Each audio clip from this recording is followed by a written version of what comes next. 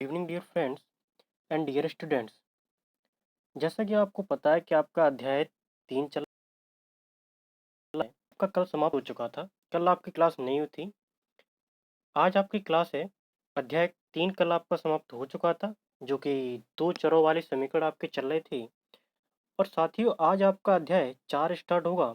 तो उम्मीद करता हूँ कि अध्याय 3 तक आपने बहुत ही अच्छे से सीखा होगा। जैसा कि सभी को पता है कि आपके न्यू बैचेस स्टार्ट हैं सभी क्लासों के लिए, और आपके एक्स्ट्रा डाउट क्लास भी चल रही है। टेस्ट सीरीज भी आपके लिए अवेलेबल रहती है। तो साथियों, मैं आपको बता दूं कि इस बार वेडनेसडे को आपकी टेस्ट है, और उस टेस्ट में कौन कौन से चैप्टर आने हैं ये भी सुने जरा। चैप्टर 2 आएगा, चैप्टर 3 आएगा। दोनों ही चैप्टर कंप्लीट आएंगे, चैप्टर 2 और चैप्टर 3। तो टेस्ट सीरीज आपको ग्रुप पे मिल जाएगी, और उस टेस्ट सीरीज का सॉल्यूशन बुधवार के बाद गुरुवार को आपको कराया जाएगा। ठीक है। तो यहाँ पे वेडनेसडे को आपको टेस्ट सीरीज दी जाएगी, और उसका सॉल्यूशन आपको गुरुवार को मिलेगा। जैसा कि आप सबको पता है कि अध्याय 3 आपका समाप्त हो चुका है, और अध्याय 3 का आपने कल एक लास्ट क्वेश्चन किया था, जो कि बहुत ही इंपोर्टेंट क्वेश्चन था। क्वेश्चन कौन सा था? ये वाला था, रोहित 300 किलोमीटर की दूरी पर। ये कल क्वेश्चन था आपका लास्ट। और देखते हैं आज अध्याय 4 स्टार्ट करते हैं, और अध्याय 4 में क्या है, बहुत ही सिंपल सा है। अध्याय 4 में आपको जांच करनी है, मतलब ये आपको चेक करना है कि कौन सी क्वाड्रेटिक इक्वेशन है और कौन सी क्वाड्रेटिक इक्वेशन नहीं है। क्वाड्रेटिक इक्वेशन का मतलब होता है द्विघात समीकरण कौन सा है और द्विघात समीकरण कौन सा नहीं है। तो यहाँ पे कैसे सॉल्व करेंगे और कैसे पहचान करते हैं, तो सभी लोग जरा यहाँ पे देखेंगे कि कैसे पहचान करते हैं। यहाँ पे अगर आपने इस क्वेश्चन को सॉल्व किया और वो आपको इस रूप में मिला, ए एक्स स्क्वायर प्लस के बी एक्स प्लस के सी, अगर इस रूप में आपका आंसर आता है सॉल्व करने के बाद, तो वो क्वाड्रेटिक इक्वेशन है या द्विघात समीकरण है। अदरवाइज वो द्विघात समीकरण आपकी नहीं है, अगर इस रूप में नहीं आता। साथियों, यहाँ पे जैसा कि आप देख पा रहे हो कि आपकी ए की वैल्यू कुछ भी हो सकती है, बी की वैल्यू भी कुछ भी हो सकती है, और सी जो है अचर पद, वो आपका कुछ भी हो सकता है संख्याओं में। ठीक है। तो यहाँ पे हमने देखा कि क्वेश्चन को हमने देखा और क्वेश्चन को सॉल्व करने की कोशिश की। क्वेश्चन क्या है? क्वेश्चन में आपको दिया गया है कि x+1 का whole square is equal to 2x-3। ये हमने सॉल्व करने की कोशिश की, दोनों साइडों को हमने सॉल्व किया, LHS और RHS, मतलब दोनों साइडों को हम सॉल्व करेंगे। तो हमने देखा कि यहाँ पे साथियों ये लिखा है x+1 का होल स्क्वायर। तो यहाँ पे हमें लगा कि आपको ये सूत्र याद होना चाहिए कि a+b का होल स्क्वायर क्या होता है। जिसको याद नहीं है वो यहाँ पे से नोट कर सकता है। तो दोस्तों, a+b का होल स्क्वायर होता है ए स्क्वायर प्लस के बी स्क्वायर और प्लस के 2ab। तो साथ ही साथ लगे हाथ आप ये वाला भी लिख लो, a-b का होल स्क्वायर ये होता है आपका ए स्क्वायर प्लस के बी स्क्वायर माइनस के 2ab। दोनों ही सूत्र आप इनको नोट कर सकते हो अपनी कॉपी में, जो कि आपको आगे काम आएंगे। तो मैंने देखा कि a+b का होल स्क्वायर क्या होता है, ए स्क्वायर प्लस के बी स्क्वायर प्लस के 2ab। साथियों, यहाँ पे a और b की वैल्यू आपकी कुछ भी हो सकती है। जैसे कि आप इस वाले क्वेश्चन में देख पा रहे होंगे कि यहाँ पे अगर आप देखोगे a की वैल्यू आपकी x है और b की वैल्यू आपकी कितनी है, 1 है। तो साथियों, जरा सभी लोग यहाँ पे देखोगे, और करना कैसे है इस क्वेश्चन को, सभी लोग जरा ध्यान से सुनेंगे। क्वेश्चन को कैसे करेंगे? क्वेश्चन करने का तरीका बहुत ही सिंपल है। तो सबसे पहले आपको इसमें करना क्या है कि यहाँ पे से ए और बी के मान तो आपको पता चले गए हैं। ए का मान x है, और दोस्तों बी का मान कितना है? बी का मान आपका है 1। तो हमने देखा कि इस फार्मूले में ए और बी के मान हमने पुट किए, और पुट करने के बाद हमने पाया कि हमारा क्या आंसर आता है। तो हमने देखा कि ए और बी के मान जैसे हमने पुट किए, तो यहाँ पे लिखेंगे x+1 का होल स्क्वायर बराबर ए स्क्वायर करना है, इसका मतलब एक्स स्क्वायर हो जाएगा, क्योंकि साथियों आपको पता है ए की वैल्यू x है और बी की वैल्यू कितनी है, 1 है। कितनी है बी की वैल्यू? 1 है। एक्स स्क्वायर हो जाएगा प्लस के यहाँ पे क्या हो जाएगा, 1 हो जाएगा और प्लस के 2ab मतलब 2x हो जाएगा, क्योंकि b की वैल्यू तो 1 है, 1 का मल्टीप्लाई करोगे तो 1 ही रहेगा। तो दोस्तों हमने देखा कि आपने इस साइड वाले को सॉल्व किया, जो कि आपका आया है एक्स स्क्वायर प्लस का एक्स, 2x वाले को पहले लिख लो और प्लस का 1, जैसा कि आप यहाँ देख पा रहे हो। ठीक है साथियों, अब की बार हमने देखा कि RHS में 2 का अंदर गुणा करना है। तो दोस्तों हमने 2 का अंदर गुणा किया तो कितना हो जाएगा, 2x, और 2 का 3 से करोगे तो दोस्तों कितना हो जाएगा, 6 हो जाएगा। हमने क्या किया कि सबको उठा के CTS किया, इन दोनों को उठा के इस साइड लेके गए, तो देखते हैं क्या होता है कि एक्स स्क्वायर प्लस के 2x प्लस का 1, ये 2x इस साइड जाएगा तो माइनस का 2x हो जाएगा और प्लस का क्या हो जाएगा, 6 इज इक्वल टू में क्या बचेगा दोस्तों, 0। हमने देखा 2x से क्या कट गया, 2x कट गया तो हो जाएगा एक्स स्क्वायर प्लस के 7 इज इक्वल टू में 0। तो यहाँ पे हमें पता चला कि अब यहाँ पे जैसा कि आप देख पा रहे हो कि हमने तो अभी आपको बताया था साथियों कि आपको इस रूप में समीकरण मिलेगा। किस रूप में मिलेगा, ए एक्स स्क्वायर प्लस के बी एक्स प्लस के सी बराबर 0 के रूप में समीकरण मिले तो आप उसको कहना कि द्विघात समीकरण है, अदरवाइज नहीं तो द्विघात समीकरण नहीं है। तो दोस्तों आपको एक दूसरी पहचान और बताता हूँ कि अगर आपको किसी भी समीकरण में घात 2 लिखी दिखाई देती है, मतलब घात 2 एक्स पे पावर दिखती है, तो वो द्विघात समीकरण होगा। हो सकता है यहाँ पे एक्स स्क्वायर, और अब अगर देखोगे तो ये 2x से 2x कट जाएगा, इसका मतलब यहाँ पे क्या बचेगा, 0x बचेगा। प्लस के कितने हैं, 7। तो अब जरा देखोगे तो ये आपका इसी रूप में बन गया है समीकरण, जैसा कि हमने आपको बताया था। तो यहाँ पे अगर जैसा कि हमने बताया कि अगर आपको पावर 2 दिखे तो आप उसे कहोगे कि द्विघात समीकरण है, मतलब क्वाड्रेटिक इक्वेशन है। अदरवाइज ये क्वाड्रेटिक इक्वेशन आपकी नहीं होती। तो उम्मीद करता हूँ कि आपको ये पहला क्वेश्चन समझ में आया होगा। क्वेश्चन बहुत ही सिंपल है, अध्याय 4 की। अगला क्वेश्चन क्या है, तो अगला क्वेश्चन देखेंगे दोस्तों। अगला क्वेश्चन में क्या कहा गया है, अगले क्वेश्चन में ये कहा गया है आपसे कि एक्स स्क्वायर माइनस के 2x बराबर में -2 3 - के x। तो हमने देखा दोस्तों कि जो इसकी LHS है वो तो पहले से ही सॉल्व हो रखी है, तो हमें LHS को सॉल्व तो करना नहीं है। अब बात आती है कि RHS को कैसे करें। तो हमने देखा कि हमें 2 का अंदर गुणा करना है, तो हमने 2 का अंदर गुणा किया माइनस के 2 का, काय का करेंगे, माइनस के 2 का। तो हमने -2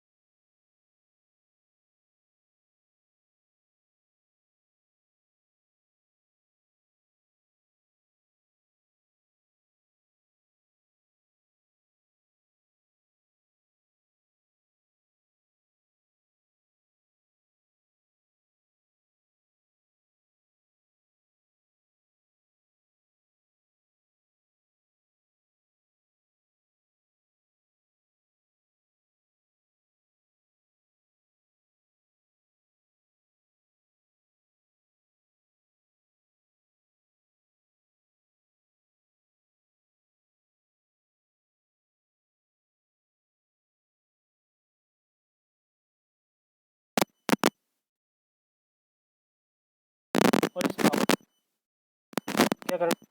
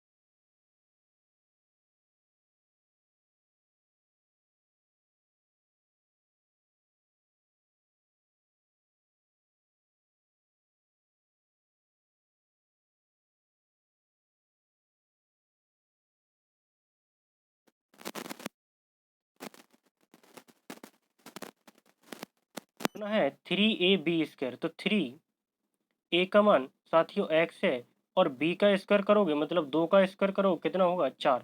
सॉल्व करोगे तो कितना आ जाएगा 12x आ जाएगा आपका। तो ये लिखा है आपका 12x। फिर करना है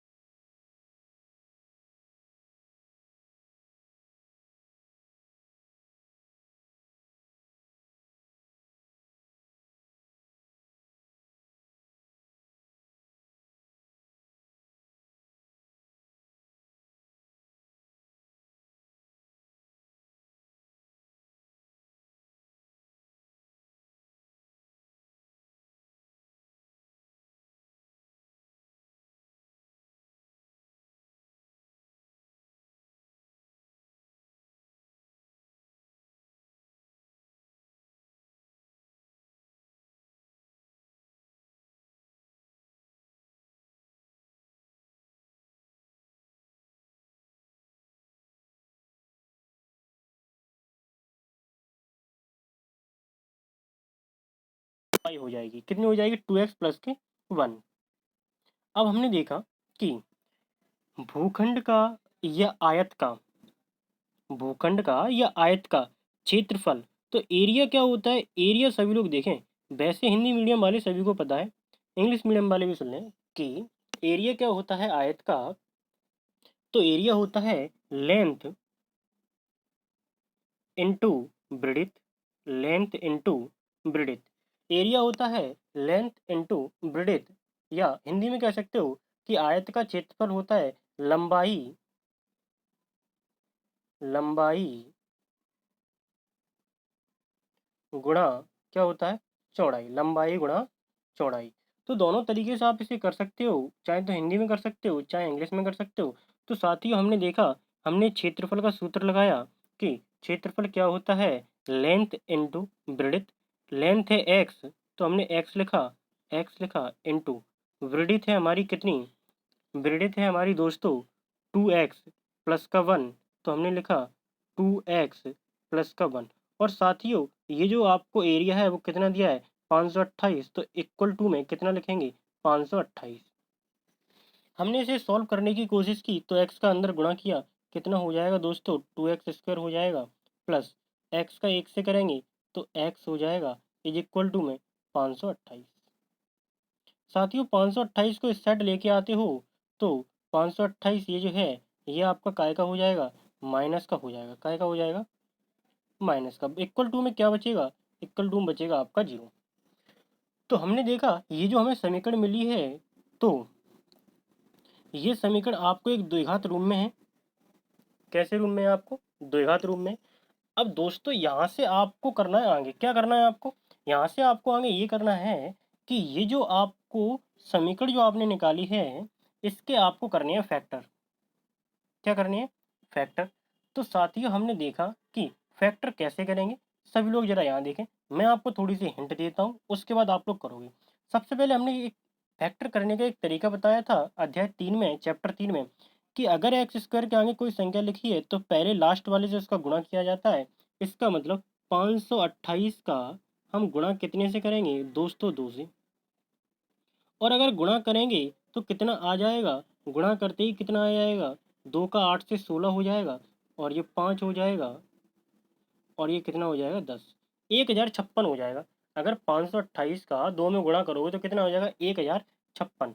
तो साथियों अब अगर आप 1056 के फैक्टर करते हो तो कैसे करके करोगे, ऐसे करके करेंगे, कैसे करके करेंगे ऐसे करके, पहले कितने से इसको कट कर दो, तो दोस्तों पहले आप इसे 2 से कट कर लो, कितने से कट कर लो 2 से, 2 से हमने कट किया तो कितना आया 5 और 2 और 8, फिर 2 से कट कर दो 2 6 मतलब 2 4, एक बचेगा 6 हो जाएंगे, और फिर 4, फिर 2 से कट कर दो तो 1 3 और 2, फिर 2 से कट कर दो तो 6 6, फिर 2 से कट कर दो तो 33, और फिर 3 से कर दो 11 बार, 3 से कितनी बार जाएगा, 3 से कट करोगे तो 11 बार जाएगा आपका, कितनी बार जाएगा 11 बार जाएगा। और सभी लोग यहाँ देखें 3 से 33 कट करोगे तो 11 बार जाएगा, ये हमने दोस्तों यहाँ पे लिख दिया, ठीक है, ये कट कर रही है ये वाला। अब की बार कितने से कर दो 11, तो हमने देखा कि यहाँ पे इसके फैक्टर आए हैं, इसके फैक्टर कितने कितने आए हैं कि ये 2, ये वाले, ये और ये 3 और ये 11, ये सभी इसके फैक्टर आए हैं। अब हमें बनाने हैं पेयर, कितने के इक्वल बनाने हैं, एक के इक्वल, कितने के इक्वल बनाते हैं एक के इक्वल। तो हमने देखा यहाँ पे 2 का 2 से किया 4, 4 का 2 से किया 8, 8 का 2 से किया 16, और यहाँ पे अगर देखेंगे कि 16 का आप 2 से करोगे तो कितना हो जाएगा 32, और आपके पास अब बचे हैं 3 और 11, कितने बचे हैं 3 और 11, तो 3 और 11 का करोगे तो कितने हो जाएंगे आपके 33, कितने हो जाएंगे 33। तो साथियों हमने देखा कि फैक्टर हम कैसे करते हैं, यहाँ पे हम ऐसे पेयर बनाते हैं इन्हीं संख्याओं से। सभी लोग जरा यहाँ देखें, मैंने इसको यहाँ पे लिखा था इसलिए मैं इसको यहाँ से हटा ही दे रहा हूँ, ठीक है, नहीं आप लोग कन्फ्यूज हो गए, मैं इसको यहाँ से हटा ही दे रहा हूँ, ठीक है भाई।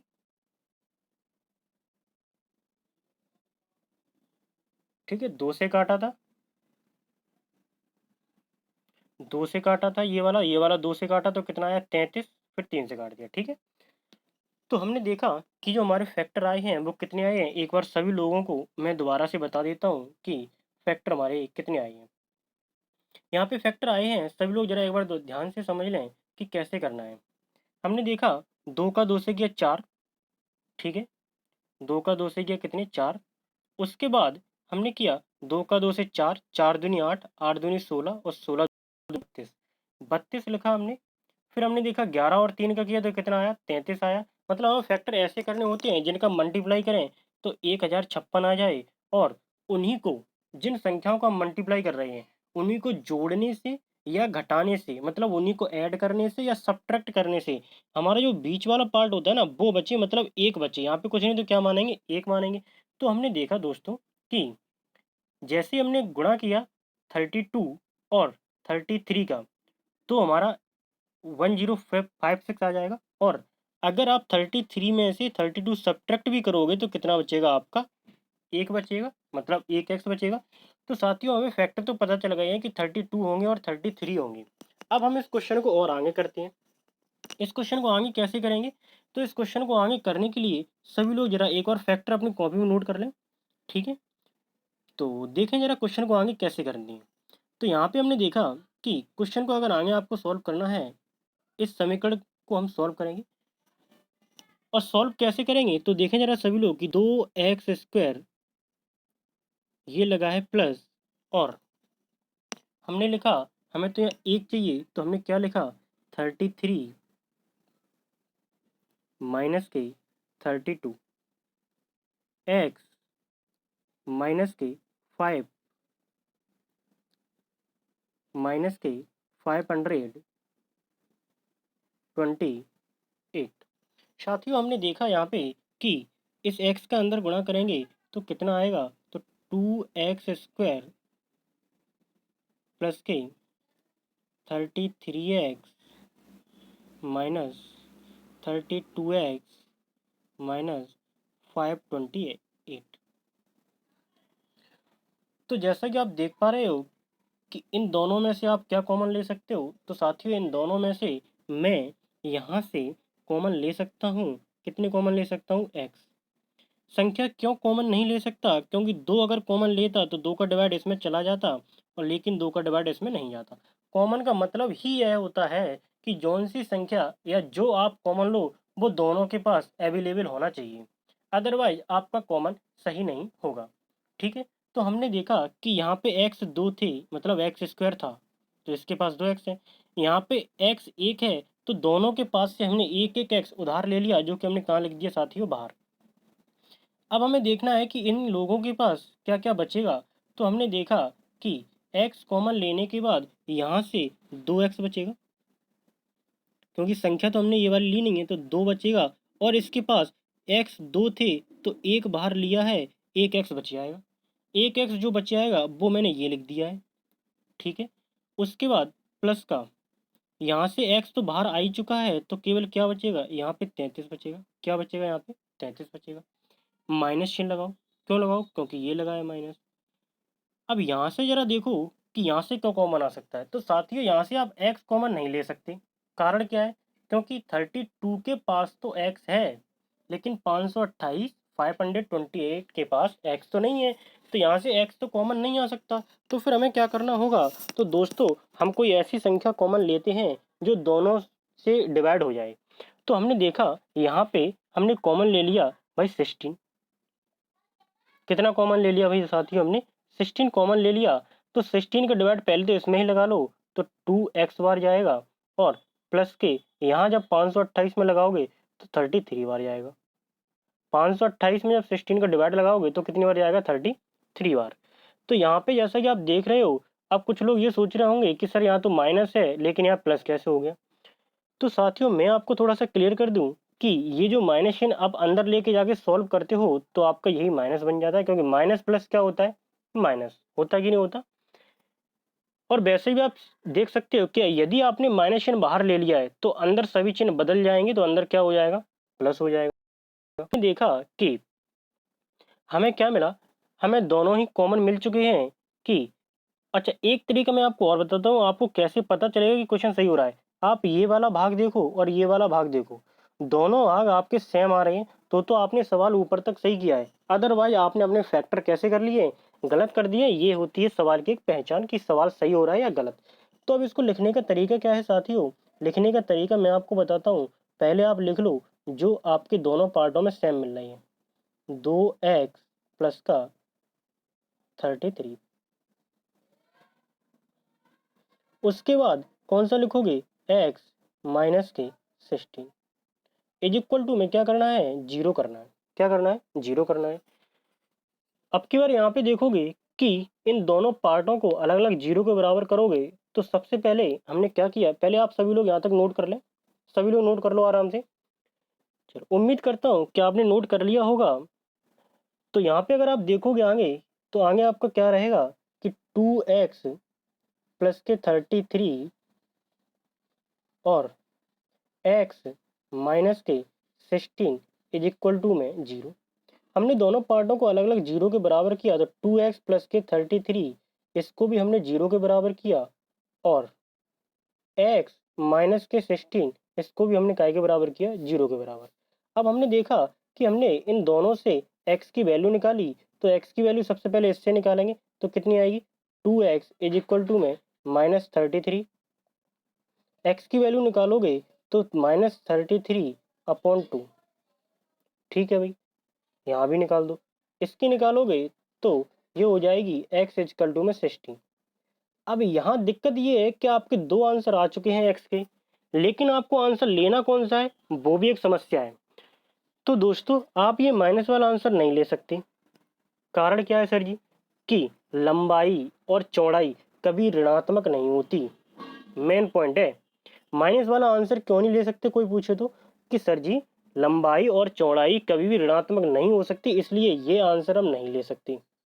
तो फिर हमारा आंसर कौन सा होगा, तो फिर हमारा आंसर होगा x बराबर 16। अब x बराबर यदि आपका 16 आ चुका है, x बराबर 16 आने के बाद अब आपसे कहा गया था कि इसकी लंबाई और चौड़ाई ज्ञात करनी है। ठीक है, x बराबर 16 आ गया तो आपने x को माना गया था, तो साथियों आपने x मानी थी चौड़ाई। तो सवाल में आपकी चौड़ाई की आंसर कितनी आ चुकी है, 16 मीटर। और लंबाई कैसे निकालोगे, तो यहाँ x की वैल्यू पुट कर दो, 16 इंटू में 2 प्लस का 1, क्योंकि x की वैल्यू पुट करेंगे ना यहाँ, तो 2 के साथ मल्टीप्लाई होगा तो कितनी हो जाएगी, 32 प्लस का 1 मतलब कितनी आ जाएगी, 33। तो आपकी लंबाई चौड़ाई कितनी आ चुकी है, 16 मीटर, और लंबाई कितनी आ चुकी है, 33 मीटर। उम्मीद करता हूँ ये क्वेश्चन आपको बहुत अच्छे से समझ में आया होगा। साथ ही ये क्वेश्चन इंपोर्टेंट भी क्वेश्चन है और अच्छा भी क्वेश्चन था। देखते हैं कि आगे क्वेश्चन कौन सा है। और आगे आप क्वेश्चन देखोगे तो आगे आपसे कहा गया है कि दो क्रमागत धनात्मक पूर्णांकों का गुणनफल, दो क्रमागत धनात्मक पूर्णांकों का गुणनफल 306 है। हमें पूर्णांकों को ज्ञात करना है। सेम वही क्वेश्चन ये वाला है। सबसे पहले आपसे कहा गया है दो क्रमागत धनात्मक पूर्णांक हैं, तो आपको नहीं पता है तो आप क्या कर सकते हो, पहला x मान लिया और दूसरा क्या मान लिया, x प्लस 1। ठीक है, अब एक स्टूडेंट से मुझसे पूछा कि सर आपने x प्लस 1 ही क्यों माना, x प्लस 2 क्यों नहीं माना। तो मैंने उसे बताया कि जरा यहाँ देखो, आप आपसे कहा गया क्रमागत, और क्रमागत का मतलब होता है संख्याएं क्रम से चलें। चलो फिर भी नहीं आया समझ में। चलो फिर देखो यहाँ पे, जैसे कि मान के चलो मैंने एक संख्या मानी आपसे, एक एक संख्या मैंने कहा कितनी मान ली, पहली संख्या हमने मान ली एक। सपोज दैट पहली संख्या कितनी मान ली, एक। अब अगर क्रमागत मानना है तो एक के बाद दो मानेंगे। अब इसमें दो क्रमागत कहा गया, अगर और भी कहते तो दो के बाद तीन मानते, तीन के बाद कितनी मानते, चार। अब अगर देखोगे एक के बाद दो कब आया, जब एक में एक जोड़ा गया। जब एक में कितना जोड़ा गया, एक जोड़ा गया, तभी तो दो आया। अब दो के बाद तीन कैसे आया, जब दो में आपका एक जोड़ा गया। तीन के बाद चार कैसे आया, जब तीन में आपका एक जोड़ा गया। तो इसका मतलब ये हुआ कि अगर क्रमागत संख्याएं देखनी है, उन सब में एक जुड़ के आता है। और यदि आपको संख्याएं तो पता नहीं है, उस क्वेश्चन में संख्याएं तो पता नहीं कौन कौन सी मान है, तो यदि आप x मानते हो तो अगली वाली जो मानोगे उसमें 101% आपको एक जोड़ना पड़ेगा, तभी तो क्रमागत बनेगी। तो इसीलिए आपको इसमें क्या करना होगा, एक इसमें ऐड करना पड़ेगा। ठीक है, तो पहली क्रमागत संख्या है, पहला पूर्णांक हमने x मान लिया, x कुछ भी हो सकता है। दूसरा क्रमागत पूर्णांक हमने कितना मान लिया साथियों, x प्लस 1। उम्मीद करता हूं कि ये आपको इंटीजर नंबर समझ में आए होंगे, पॉजिटिव इंटीजर नंबर। ठीक है, आपसे कहा गया 2 पॉजिटिव इंटीजर नंबर आपको मानने हैं जिनका मल्टीप्लाई 306 है। तो हमने मान लिया पहला इंटीजर नंबर x मान लिया एंड सेकेंड इंटीजर नंबर हमने x प्लस 1 मान लिया। हमने देखा आपसे कहा गया है कि इनके पूर्णांकों का गुणनफल, मतलब ये और ये, इन दोनों का गुणनफल कितना है, 306। तो हमने लिखा भाई प्रश्नानुसार, क्या लिखा हमने, प्रश्नानुसार का मतलब होता है अकॉर्डिंग टू क्वेश्चन। इनका गुणनफल x और x प्लस 1 कैसे करके, x इंटू में x प्लस 1 कितना है अभी, 306, कितना है 306। हमने किया multiply x square plus x is equal to में 306, साथ ही ये प्लस है, क्या है ये आपका प्लस है।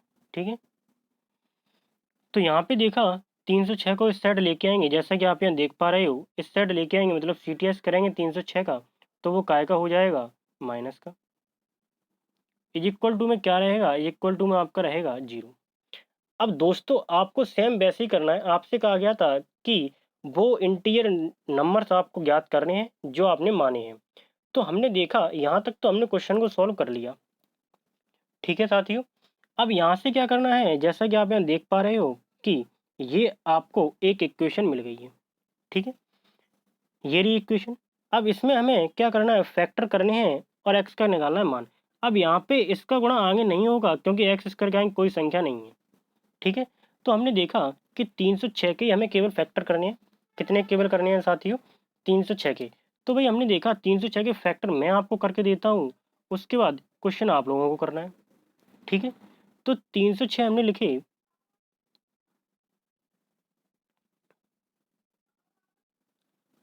और उसके किए हमने फैक्टर 306।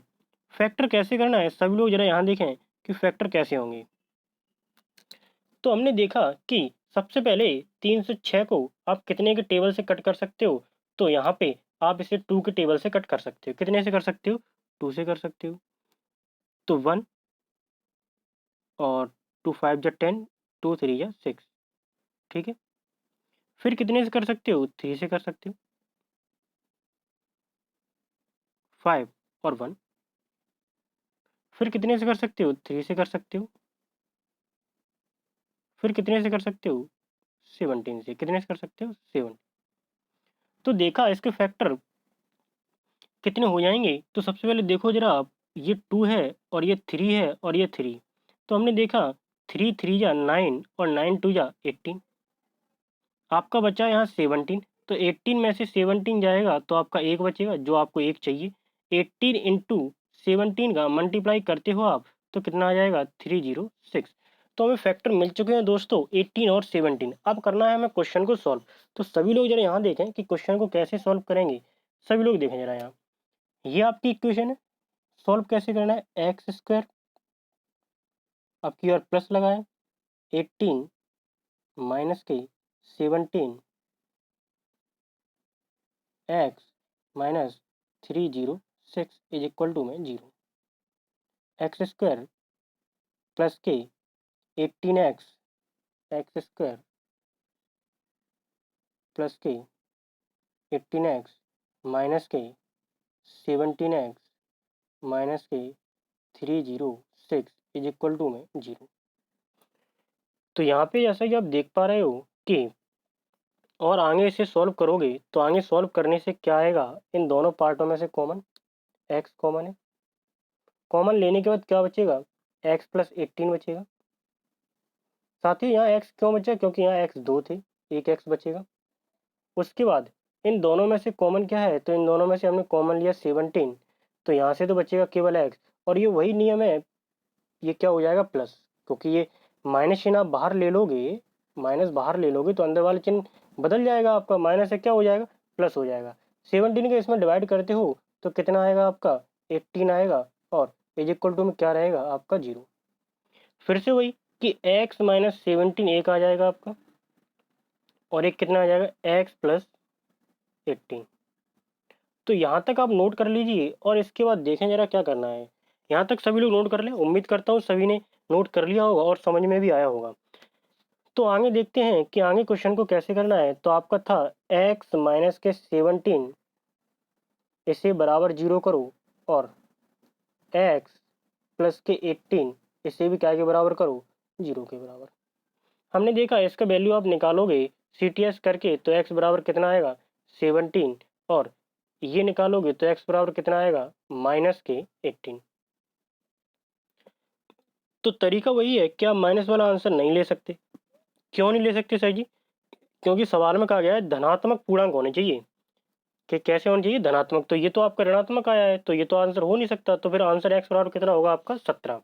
अब देखते हैं कि नंबर कौन कौन से आएंगे। तो भाई नंबर 1 आपने x माना था पहला, तो पहला नंबर तो आ गया आपका 17। दूसरा माना था x प्लस 1, तो इसका मतलब 17 प्लस 1 कितना आ जाएगा आपका 18। तो आप नीचे लिख सकते हो कि अतः पहला पूर्णांक 17 है और दूसरा पूर्णांक कितना है 18 है। उम्मीद करता हूँ कि ये क्वेश्चन आपको समझ में आया होगा। तो आज देखते हैं कि आज के होमवर्क के क्वेश्चन कौन कौन से हैं। तो आज के होमवर्क के क्वेश्चन क्या है। पहला क्वेश्चन ये आपको जांच करना है कि क्वाड्रेटिक इक्वेशन है या नहीं है। दूसरा क्वेश्चन ये, इसमें भी आपको यही करना है। तीसरा ये और चौथा ये और पांचवा क्वेश्चन ये। तो ये 5 क्वेश्चन आज आपको होमवर्क के लिए। आपको करना कैसे है, गुणा ही करना है दोनों में। एक्स का इससे करना है, फिर एक्स का 1 से, 2 का एक्स से, फिर 2 का 1 से। ठीक है साथियों, यहाँ पे भी करना है आपको एक्स का एक्स से, एक्स का 3 से, 1 का एक्स से और 1 का 3 से।